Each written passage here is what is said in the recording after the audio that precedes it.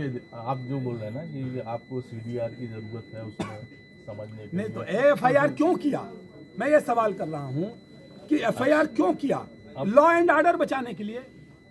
तो law and order के दबाव में आप किसी को भी खत्म कर दोगे। अब कहीं कहीं ऐसी परिस्थितियां निर्मित होती हैं कि जब आदमी सामने वाला ये बना के लेटाया हुआ है। प्रशासनिक अधिकारी को बहुत सूझबूझ से काम करना चाहिए।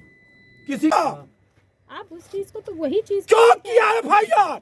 नहीं आपने मैं विधायक हूँ, मेरी आवाज नहीं सुन रहे हो आप लोग। आपकी बिल्कुल बात मान रहे हैं, बिल्कुल आपकी बात। अरे तो मैं न्याय मांग रहा हूँ, न्याय नहीं दोगे? युवा है, न्याय नहीं दोगे आप? नहीं, जैसे आपने बोल दिया कि कोई घटना नहीं हुई तो हम कैसे मान लें कि नहीं तो हुई? चेक करो ना, आप बताओ मुझे क्या घटना हुई। बोला है सारी चीजों में तो दिखाई जा रही है ना। आपको कोई बोल रहे हैं कोई घटना मेरे लोगों ने नहीं की। ठीक है, आप सही कह रहे हैं, मगर मैं ये तो कह रही हूँ कि आप जो सारी चीजें कह रहे हैं उसको तो जांच तो कर लेने दीजिए। काहे की जांच? तब तक चुनाव हो जाएगा।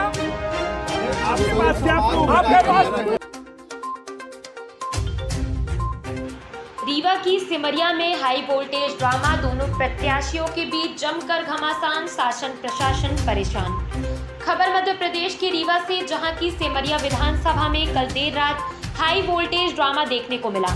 मिली जानकारी के अनुसार कांग्रेस प्रत्याशी के समर्थक महिला ने भाजपा प्रत्याशी के कार्यकर्ता के ऊपर मारपीट को लेकर एफआईआर विश्वविद्यालय थाने में दर्ज करवाई। वहीं कांग्रेस और भाजपा दोनों पार्टियों के प्रत्याशियों में आरोप प्रत्यारोप जारी है। जहां सिमरिया से कांग्रेस प्रत्याशी अभय मिश्रा का कहना है कि उनके कार्यकर्ताओं के साथ भाजपा प्रत्याशी के करीबियों ने मारपीट की। वहीं भाजपा प्रत्याशी केपी त्रिपाठी का कहना है कि यह सब षड्यंत्र है और हमारे समर्थकों को फंसाया जा रहा है। मेरे समर्थकों की लोकेशन ट्रेस कर लीजिए, जानकारी मिल जाएगी, मेरे समर्थक वहां नहीं थे। तो आइए सुनते हैं दोनों प्रत्याशियों से मामले को लेकर दोनों ने क्या जानकारी दी।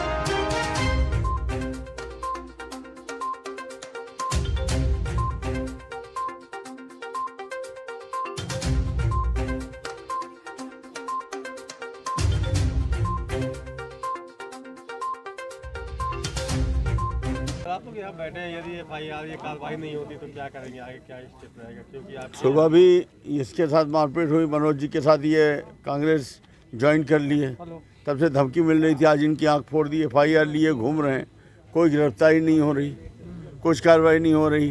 3 दिन पहले दादर में घर में आग लगा दी, एफआईआर हुई, कोई कार्रवाई नहीं हुई। एक अभी 2 घटनाएं और रगौली में हुई, कोई पुलिस कार्रवाई नहीं कर रही है। इसकी एफआईआर जब तक नहीं होगी और जब तक गिरफ्तारी नहीं होगी दोनों की, कल यहाँ पूरे जिले का कोल समाज और कांग्रेस पार्टी यहाँ इकट्ठा होगी। रीवा में ये होगा, चुनाव बाद में देखा जाएगा, जीतेंगे हारेंगे छोड़ो। रात में अभी तक धरना देंगे? पूरे रात धरना देंगे। पूरा हमारे क्षेत्र का आदमी आ रहा है, पूरा कोल समाज आ रहा है, पूरा सामान समाज आ रहा है। हम लोग पूरे रीवा में केवल अब इसका जब तक फाइनल नहीं होगा, उनकी गिरफ्तारी नहीं होगी, तब तक हम यहाँ से हिलेंगे नहीं। कोई जिम्मेदार अधिकारी आया अभी तक? कुछ नहीं आया, इतना दबाव है। तो एक तरफा आदिवासियों पे कहीं पेशाब किया जा रहा है, कभी उसको पिटाई की जा रही है। आदिवासी की तो दुर्दशा कर डाली सरकारी प्रशासन, सरकार की के इशारे पे मैंने प्रशासन आदिवासियों को तो जीना मुश्किल किया है। क्या हो गया सर घटनाक्रम? नहीं, अभी सत्ता तो नहीं, अभी तो चुनाव आयोग है, हाँ। के हाथ में प्रशासन है, चुनाव चल रहे हैं। हमारे खिलाफ चुनाव लड़ने वाला व्यक्ति इतना षड्यंत्रकारी है कि आज उसने एक आदिवासी महिला को आगे करके एक फर्जी घटनाक्रम बनाने का काम किया और थाने में आकर दबाव बनाकर उसको लिटाकर, जिस महिला ने पहले भी एक एक्सीडेंट हो जाने पर हमारा नाम लिया था कि हमने उसकी गाड़ी का एक्सीडेंट करवा दिया, और उसने मुख्यमंत्री जी को भी कहा था कि गंगा जल लेकर हाथ में उसके सामने प्रतिज्ञा की थी कि केपी त्रिपाठी को टिकट नहीं देंगे और अभय मिश्रा को टिकट देंगे। उस महिला को मोहरा बनाकर आज हमारे 2 लोगों के ऊपर एफआईआर कराने का काम किया है, जिससे उनको आदिवासी वोटों पर सिंपैथी मिल सके। उन्होंने पैसा, रुपया, दारू सब कुछ आजमा लिया और आदिवासी वोट भारतीय जनता पार्टी के साथ खड़ा है, नरेंद्र मोदी जी के साथ खड़ा है, शिवराज सिंह चौहान जी के साथ खड़ा है, अपने सिमरिया के बेटे के साथ खड़ा है। इससे वो घबरा कर इस तरह के हल्के षड्यंत्रों पर उतारू हो गया। उसके बाद हमने एसपी से बात की थी, एसपी साहब से कहा कि भाई हमारे लोग नहीं थे, कोई घटना नहीं हुई और उसी के लिए हम लोग यहाँ आए हैं कि जब घटना नहीं हुई तो एफआईआर कैसे हुई।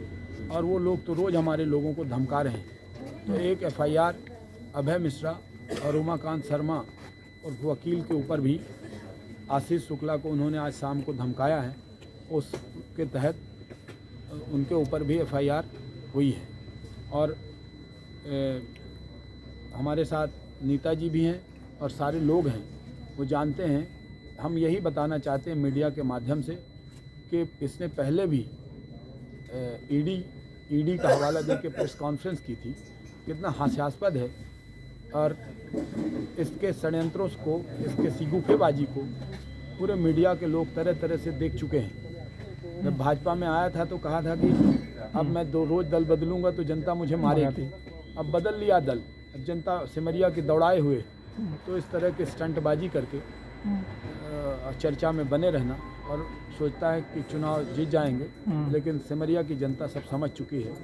और पुलिस ने बिना सर जांच के विवेचना के मामला पंजीबद्ध कर दिया, सवाल नहीं उठता पुलिस के साथ में? बिल्कुल सवाल उठता है, लेकिन एडिशनल एसपी यहाँ आए हैं और उन्होंने कहा है कि अब विवेचना होगी, उसके बाद ही कोई कार्यवाही होगी। बिना मेडिकल के मामला पंजीबद्ध हो गया, कैसे विवेचना सर? अब वो ये उनसे पूछिए, वो बताएंगे। लेकिन उन्होंने कहा है ठीक है कि अब जो हो गया सो हो गया, अब पहले विवेचना होगी और सत्यता की जांच होगी और सत्य पाए जाने पर मुकदमा अपने आप खारिज हो जाएगा। तो डर है हार का इस बार अब है को? बिल्कुल हार के डर से ये पॉलिटिकल हथकंडे अपना रहे हैं आदिवासी वोट बैंक साथ में। लेकिन उनका पर्दाफाश लगातार हो रहा है और सिमरिया की जनता जान रही है और सिमरिया की जनता पर्दाफाश करने में जुटी है। विधायक जी, एक सवाल और है, आपके परिवार को टारगेट करके उनने एक मारपीट का मामला जो है सीओ कांड को लेकर दर्ज करवाया था, उसमें अभी ऑडियो भी वायरल हुए हैं षड्यंत्र के। अभय मिश्रा और पत्रकार निश्चित रूप से जो ऑडियो वायरल हुआ है उसमें ये बू है कि सीओ कांड में भी मारपीट में इन्हीं का हाथ रहा है और इन्होंने इसी तरह षड्यंत्र करके, आज तो मुझे यकीन हो गया है कि इसी तरह षड्यंत्र करके उस समय मेरे साथियों को फंसाने की कोशिश की गई और आज भी उसी तरह का षड्यंत्र करके फिर से हमारे साथियों को फंसाने की और मुझे बदनाम करने का कुचक्र रचा गया। इनके ऑडियो में इनके बेटे और इनका और उस पत्रकार का सबका जिक्र किया जा रहा है। वो मैंने अभी सुना नहीं है। कोर्ट से क्लीन चिट मिल गई है, तो क्या आप कोर्ट जाएंगे फिर से मानहानि? क्योंकि बड़ा मसला था, तमाम प्रदेश भर में हलचल मची इस खबर से सर। अब मानहानि का इसमें चूंकि एफआईआर अभी विवेचना पर है, ये चुनाव का मैटर है। कल आज एक वायरल ऑडियो के संबंध में बात कर सीओ जो मारपीट के मामले में सर, हाँ वो उसमें हम जरूर कोर्ट में अपने वकीलों से सलाह लेकर क्या उचित कार्यवाही होगी। परसों के बाद, इस पर चुनाव के बाद निश्चित रूप से हाई कोर्ट जाएंगे कि इनके ऊपर एक्शन होना चाहिए। कुछ महिलाएं आई हैं जिनका ये कहना है, जो उनके साथ में आए हैं, कि उनके साथ कुछ घटना हुई है, कुछ गाड़ी में तोड़फोड़ हुई है, उनके साथ चोट लगी है। वैसे जाहिरा चोट दिख नहीं रही है, क्योंकि अभी मेडिकल कराने के लिए हमने कहा है, वो मेडिकल के लिए अभी मना कर रहे हैं और हम उनसे रिक्वेस्ट कर रहे हैं कि पहले उनका मेडिकल कराएं जैसे वो कह रहे हैं। और घटनास्थल पे कुछ लोगों को भेजा हुआ है, जैसे भी हमको रिपोर्ट आती है उसके बाद हम आगे की अग्रिम कार्रवाई करेंगे। ये मझियार की रहने वाली हैं, सुंदरिया नाम है इनका, और उनके साथ 2 अन्य महिलाएं और हैं। Thank you ma'am. Mishra ji आए थे और उनके साथ श्रीमती सुंदरिया जिला पंचायत सदस्य हैं, वो आई थी। उनका ये कहना था कि वो प्रचार करके लौट रही थी।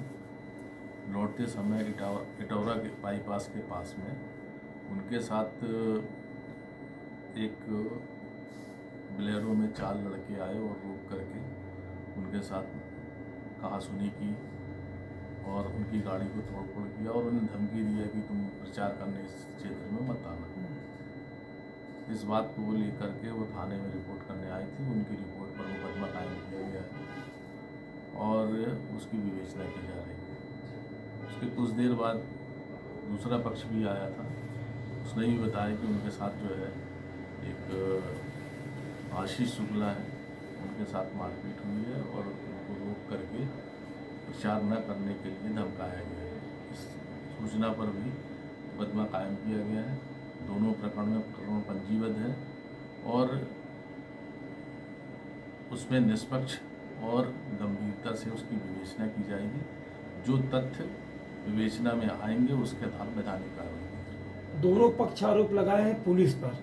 पहले पक्ष का आरोप था कि मामला पंजीबद्ध नहीं किया जा रहा है, दूसरा पक्ष आया तो आरोप ये था कि पुलिस ने बिना विवेचना किए, बिना मेडिकल प्रशिक्षण कराए मामला पंजीबद्ध कर दिया। जल्दबाजी में ये हमारा सवाल था। जैसा आप कह रहे हैं कि जल्दबाजी में विवेचना अपराध पंजीबद्ध किया गया, पुलिस जल्दबाजी में कोई अपराध पंजीबद्ध नहीं करती, सूचना पे अपराध पंजीबद्ध करती है। उनने अपनी सूचना दी, उस सूचना पे अपराध पंजीबद्ध हुआ है और सूचना के आधार पर जो अपराध पंजीबद्ध है उसकी विवेचना में तथ्य संग्रह किए जाएंगे। यदि वो उसमें सत्यता पाई जाएगी तो निश्चित रूप से कार्रवाई होगी, यदि सत्यता नहीं पाई जाएगी तो संबंधित के विरुद्ध वैधानिक कार्रवाई। महिला का मेडिकल कराया गया था सर? महिला का मेडिकल प्रकरण पंजीबद्ध करने के बाद कराया गया है। ठीक है। इस समय कहाँ पर उसको रखा गया है? कौन उसकी सा हालत कैसी है सर महिला की? बताओ, ठीक है। बहुत गंभीर बताया जा रहा था उसकी स्थिति, तो रखा कहाँ गया उसको? अभी वो उसको अस्पताल भेजा गया है जिसका उपचार हो रहा है वहाँ। मेडिकल रिपोर्ट अभी प्राप्त नहीं हुई है, प्राप्त होगी तो आपको वो शराब कौन के से नशे में नहीं सर, थी। कौन से हॉस्पिटल में?